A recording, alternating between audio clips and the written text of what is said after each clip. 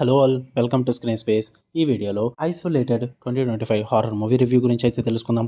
రీసెంట్గా నేను నెట్ఫ్లిక్స్లోకి అయితే వచ్చింది. మూవీ డ్యూరేషన్ అయితే 1 hour 41 minutes అయితే ఉంటుంది. స్టోరీ ప్లాట్ విషయానికి వచ్చేస్తే, రోజ్ అనే ఒక నర్స్ డిమెన్షియాతో బాధపడుతున్న పీటర్ అనే ఒక సెక్యూర్డ్ హౌస్లో ఉన్న ఒక పేషెంట్ అయితే చూసుకోవడానికి వస్తుంది భయ్య.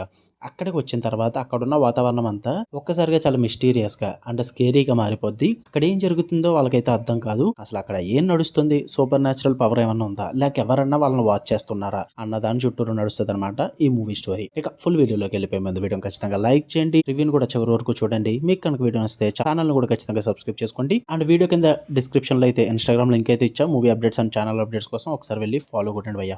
ఇక ఈ మూవీ విషయానికి వచ్చేస్తే, ఫస్ట్ థింగ్స్ ఫస్ట్, నాకైతే ప్రైమేజ్ అయితే బాగా నచ్చింది భయ్య, బట్ ఎగ్జిక్యూషన్ అంతగా వర్కౌట్ అవ్వలేదు. పాజిటివ్స్ విషయానికి వచ్చేస్తే, యాజ్ ఈ ప్రెస్మెన్ హారర్ డెబ్యూట్తో ఇచ్చిన ఇంటెన్స్ పర్ఫార్మెన్స్ అయితే చాలా బాగా వర్కౌట్ అయిందని చెప్తే.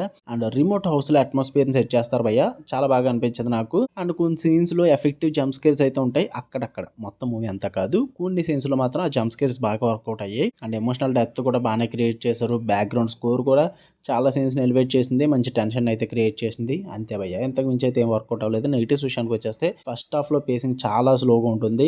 స్టిల్ ఇప్పటికీ కూడా ఒక మూవీని సెటప్ చేసుకోవడానికి, ఒక హారర్ థీమ్ కానీ ఒక స్కేరీ థీమ్ కానీ సెటప్ చేసుకోవడానికి ఫస్ట్ హాఫ్ అంతా తీసేసుకుంటే చాలా కష్టం, త్వరగా సెట్ చేసుకోలేదన్నా సరే కానీ. అండ్ హారర్ ట్రూప్స్ని యూజ్ చేసుకున్నది కూడా చాలా రిపిటేటెడ్గా అనిపిస్తుంది. అండ్ నావెల్టీ అయితే తగ్గిపోద్ది అనమాట, అంత ఫ్రెష్నెస్ ఫీల్ అయితే రాదు మీకు.